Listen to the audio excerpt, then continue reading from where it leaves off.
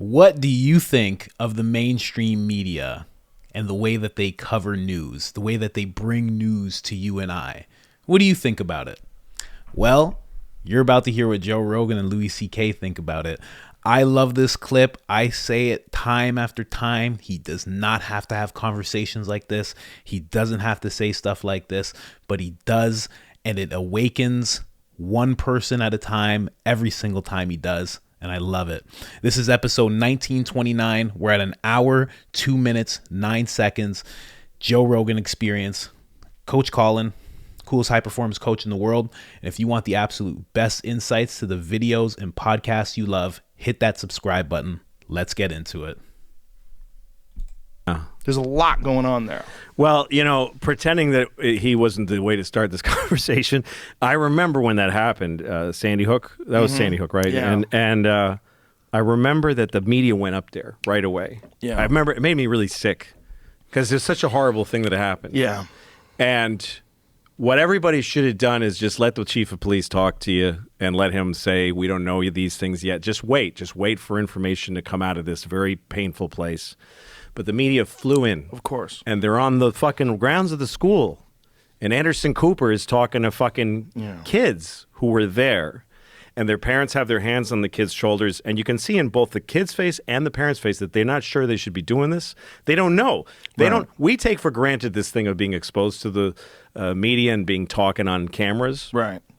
And there's been things, of course, in your life and my life where you say something or have an experience. And then afterwards you go, fuck, I wish I hadn't said that. Right. Or I didn't know how this would feel is the thing, right? So somebody who's not even in public life and who just suffered a off the charts trauma, and Anderson Cooper and his producers going, no, you should talk, talking them into it, saying you should talk to the world right now. You should be on the news talking about it now. We don't want to wait till later. We don't want to do an expose 10 years later. What was it like, or even a year? We want to know right now. So why does it have to be now? Why can't you just talk to the stoic chief of police who says, here's why? Because because it's just dirty greed. It's just dirty. I want it. It'll be great on camera. Yep. I don't give a fuck what happens to this person when I leave Sandy Hook today. I don't give a shit. I'll be back in my CNN studios. I'm picking him because that's the face I remember. Yeah. And the fact that they were there, it's just macabre and it's ghoulish and it's gross. And it puts those people in a very vulnerable, fucked up position that they didn't anticipate. Yeah. They had no idea. And I'm talking out of school because I didn't experience what they experienced. But as a person sitting and watching, I'm like, I'm being told too much. I know too much about this too soon. And that's not because I need to know or it's going to help fix what happened. It's because they just want it. Because it drives ratings. That's it. That's it. It's just money. Yeah. So, and there's been an extensions of that throughout the history since then. Of every time something bad happens, nobody slows down and thinks about it. Well, there's also a thing that happens where you get eyewitness accounts that are all fucked up. And one of the reasons why eyewitness accounts that are fucked up is because when people experience a traumatic incident, their memory is very confused. You are working with a part of your brain that's like this reptilian part of your brain that's like completely freaked out that something horrible happened. And that happened after 9/11. Like after 9/11, everybody wanted to believe that this was some grand conspiracy because there was all these bizarre eyewitness accounts. Oh, I heard a bomb go off. I heard this. I heard that. Like these people know what they remember. They don't know what they saw. Flabbergasted. They don't know what the fuck happened. Yeah. They were so overwhelmed and blown away by the moment. There should be, every time something awful happens, there should just be a blackout, like just a period where let's not talk to anybody. Yeah. Don't talk to the traumatized. Well, going there and sticking a fucking microphone in their face is It's just so gross. Evil. And it's par for the course. Yeah. It's like how it's done. Yeah. And then they're reporting from the place. And imagine what it's like being in that community and there's fucking a van with a, like, what what the are satellite thing what on are the top. you doing here? Yeah. It's obscene. Yeah, it is obscene. It's obscene and it's normal. Yeah. I mean, that's what they operate under. That's their currency. I guess so, yeah. Yeah. I don't think they think about it anymore. I don't think they think about it because there's a diffusion of responsibility when you work for a large corporation. That's the job that has to get done. Yeah. We got to go there. It's not my call. If it was my call, I'd stay in the studio. I'm a good person. Right. Yeah. I remember I was at Fox News once because I was shooting a sketch with Greg, what's his name? He's Giraldo? No, Greg, the Fox News, he's got a funny talk show. Gutfeld. Gutfeld. This was when he was just sort of didn't have the Gutfeld show. I think it was Red Eye, but he let us shoot a thing where it was a sketch for my show. It was like a scene for my show where I'm debating with a woman who's against masturbation, and I'm the guy on pro masturbation, and he was the moderator, and we had this like TV news thing. It was a silly episode of my show, and anyway, so I got to go to the studios to shoot it, and Gutfeld was really cool. I like him; he's a good guy. He's a nice guy. And so I sat in they didn't have a place for us yet, and they let me. I asked if I could go in a control room, and they're like, okay. And I sat in this control room because I love television. I love being behind the scenes, and the president was making a speech. It was Obama. He's making a speech, and I was in the live in the room, the Fox News room, watching them do their thing. And Bill O'Reilly's on this camera having his hair done, and this guy's over here looking at, and a girl's she's getting makeup. Everybody's getting ready.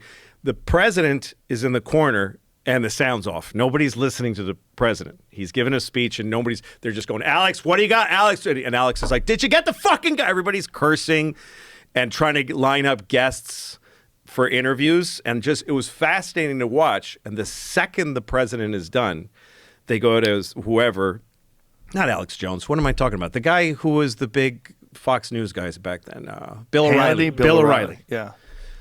They go to Bill O'Reilly, and he goes, well, this is just the president doing the same. Like, he wasn't listening. Nobody listened to the speech. They just go, this is just bullshit. And we don't believe in him. And this guy and this guy. And I saw how fast, and they were so urgent. It was so urgent that they get in right away. And I know that the same things happen in an MSNBC and CNN. They're not thinking about anything. They already know their reaction. Yeah. And they got to come in with it really quick because it's got to get in here before anything else. It's got to, so nobody listens to, if there was like a thing where you need to take a day after his speech, you have to read it, you have to watch it and discuss it with a staff and then make a decision, make a an opinion. The opinion would be like, he's got points and blah, blah, you know what I mean? It would definitely be, and it would move the ball forward and it would get people to hear each other more. But there's such a need because it's entertainment. Man, there is nothing like two guys who have been outcasted by the mainstream media. When they come and they talk about this, you just hear a very unfiltered view of what's actually going on when we're watching the news. But the thing about it is, when they're talking about like the way news operates and everything, isn't that the exact way that we operate when it comes to social media? When it comes to our phones, don't we always want to see the thing right away? Like, aren't we the exact same way? We don't want to see it years from now. We don't want to see it in a month. We want to see it right now. It happened 40 minutes ago. Can I see? Like, don't we do that? Don't we hear that something's happened and don't we look to our phones to see if we can find out more about it? And when we can't, we kind of go, what's going on? Like, don't we do that? Now, do we do that because that's the way the news has been? And we've been conditioned to feel like as soon as something happens, we should be able to know everything about it?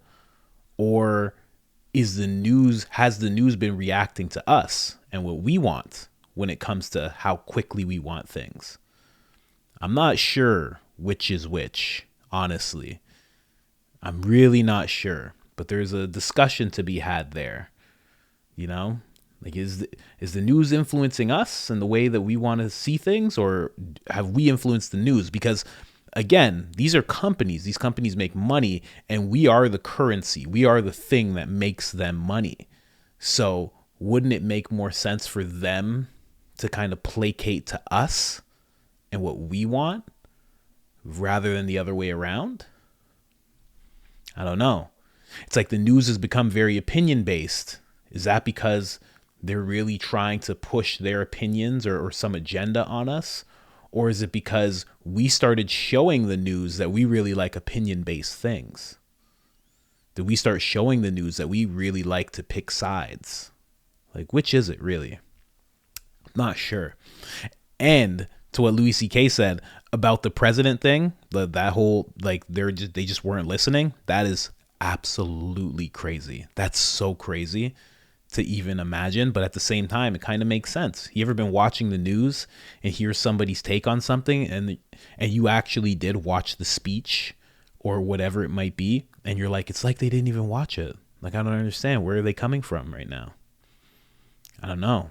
Like, again, maybe they're just trying to pick the proper side that they know, because they're looking at the ratings and they're looking at the type of people who watch, and they know what these people want to hear. So they're just trying to give them that. I don't know. It's really hard to tell. It's like a chicken and the egg type of thing. And then one more point. Now, this is Joe Rogan and Louis C.K. They're comedians.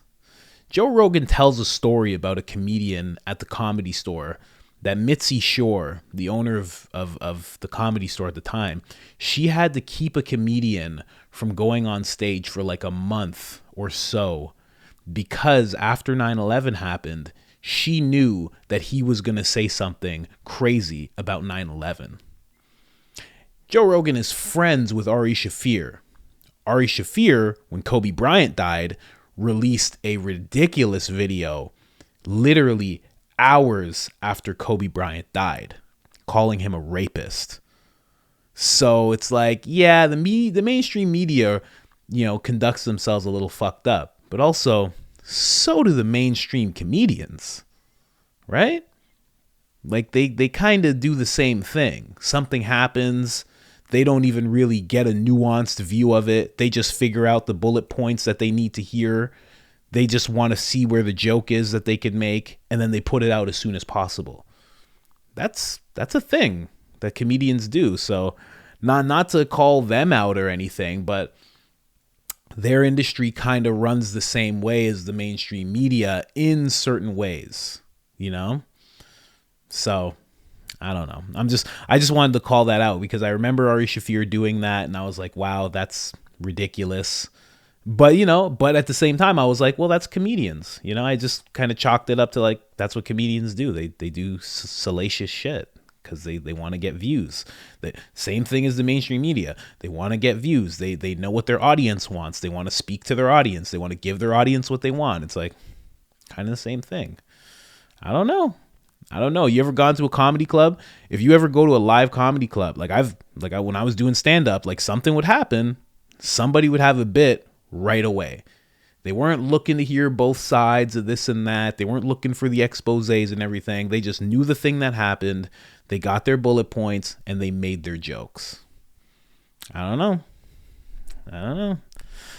know, but that's it. I love when Joe Rogan does this type of stuff. You should listen to this. I was starting at an hour and 2 minutes, and they go on about this pretty much until like an hour and like 15 minutes, I would say. It's a really, really great little conversation they have about the mainstream media and how fucked up it is. But again, this is episode 1929, Louis C.K., Joe Rogan Experience. Hope you enjoyed the video. I'm out.